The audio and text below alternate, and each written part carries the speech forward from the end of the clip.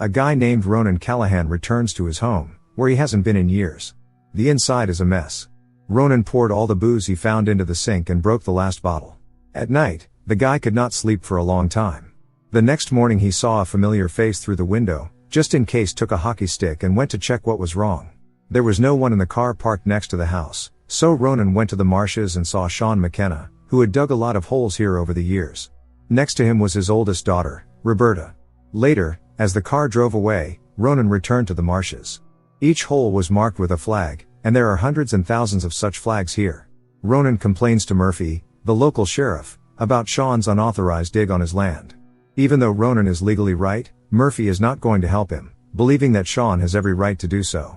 Ronan contradicts the sheriff, saying that he has answered for what he has done and has served his time in jail. Later, Ronan watched through the window as Murphy asked Sean to stop, for it really wasn't his land. When Sean noticed him, Ronan hurried to hide. In the afternoon he tried to clean up the house and then took a shower. The plumbing was clogged, and Ronan had to climb into the attic to find out what the problem was. There he found his childhood pictures in boxes, and then he noticed Sean going back to the marshes. When she saw Ronan, Roberta was frightened and told him to stay away from her. The guy only wanted to make it clear to her that she and her father were not to appear on his land again. Meanwhile, Sean continued to dig hard. The daughter told him about Ronan's intention to kick them out, but Sean didn't care, he wasn't going to stop. Roberta doesn't think it's a good idea, but she doesn't want to leave her father. Ronan rappelled down the well to clean the water pipe. As the guy was climbing back up, he fell and lost consciousness. When he woke up, he realized that the water was coming in fast. Ronan was able to get out after all. Apparently, someone had deliberately cut the rope. Ronan dared to come to Sean and look him in the eye. The man immediately attacked him, demanding to say where she was. He showed him a picture of his late daughter taken an hour before she disappeared. Ronan replied that he didn't know where she was. He had been very drunk that night and didn't remember anything. Sean said he wouldn't stop digging until he found his daughter. Taking the shovel, Ronan joined him. Sean was shocked by this, but didn't object. Roberta tried to chase Ronan away, but Sean hoped it would help him remember where she was. This is their only chance to find out the truth. Roberta decided to tell Murphy about it. They are all feeling the tension over this situation. Sean picked rowan berries from the tree and made tea, just as his youngest daughter had once done. He gave the mug of tea to Ronan and told him to drink it twice a day until he remembered.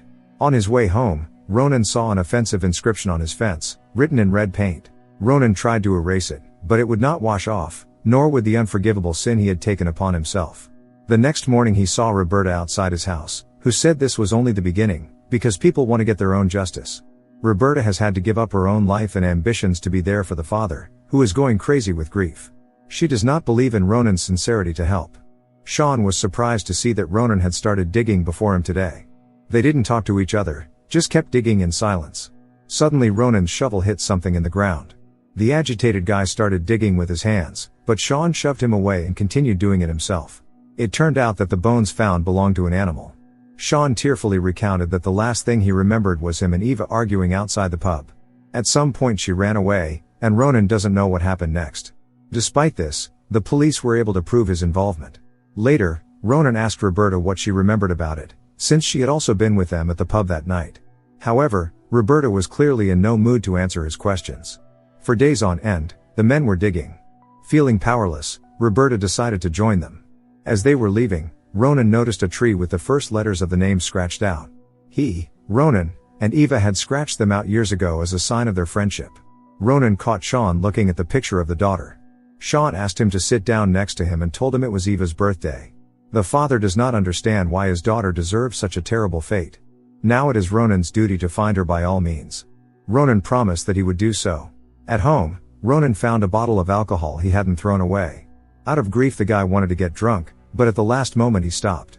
Ronan didn't stop digging even in the rain, an overpowering sense of guilt eating away at him. During the night, Roberta saw Ronan trying to wash his hands, which were all blistered because of the shovel. Roberta decided to help him and brought him to her house, bandaging the hand. Ronan thanked her, and as he was about to leave, he stopped outside Eva's room. Nothing has changed here in many years, as if there had been no terrible tragedy. Roberta said that the father didn't want to change anything. Ronan couldn't take it and hurried away. He came to the marshes and sobbed, not knowing how to live with such a heavy burden on his soul. Hoping to remember anything at all, Ronan mustered his resolve and returned to the very pub where he had been with Eva on that fateful night. Murphy offered him a drink, not believing the guy had given up his addiction. At first Ronan refused, but then he drank the whiskey after all. He didn't stop there, doing it again and again. Ronan was pretty drunk and couldn't keep his feet. Murphy graciously agreed to take him home. Ronan thanked the sheriff, not at all expecting him to attack. 2 other men joined in the beating. Ronan didn't resist, realizing he deserved it. The next morning, Sean noticed Ronan had bruises on his face. The guy honestly said Murphy did it. Their dig continued. At one point Sean found the daughter's jacket in the ground, but Eva herself was not here. Sean started screaming in desperation and knocked Ronan out with the shovel. The guy woke up in the hole. Sean wanted him to experience the same thing as his daughter.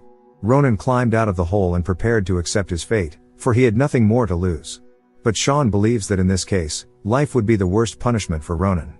The next day Murphy arrived to pick up the new evidence.